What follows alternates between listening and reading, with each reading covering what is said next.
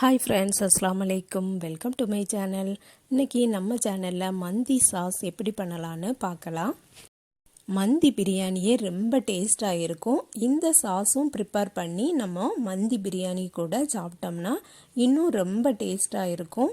இதோட இன்க்ரீடியன்ட்ஸ் என்னலான்னு பார்த்துடலாம். ஒரு பெரிய வெங்காயம் கட் பண்ணி வச்சுருக்கேன். 2 பச்சை மிளகு எடுத்து வச்சுருக்கேன். 3-4 பல்லு பூண்டு எடுத்து வச்சுருக்கேன். மல்லி இலை எடுத்து வச்சுருக்கேன். 2 பெரிய தக்காளி எடுத்து வச்சுருக்கேன். இது எல்லாத்தையும் இப்போ நம்ம மிக்சர் ஜாரில் போட்டு அரைச்சி எடுக்க போகிறோம்.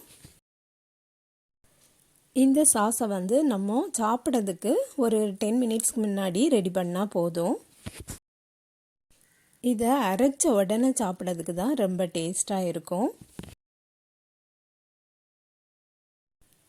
இதுக்கு தேவையான உப்பு ஆட் பண்ணிக்கிடலாம்.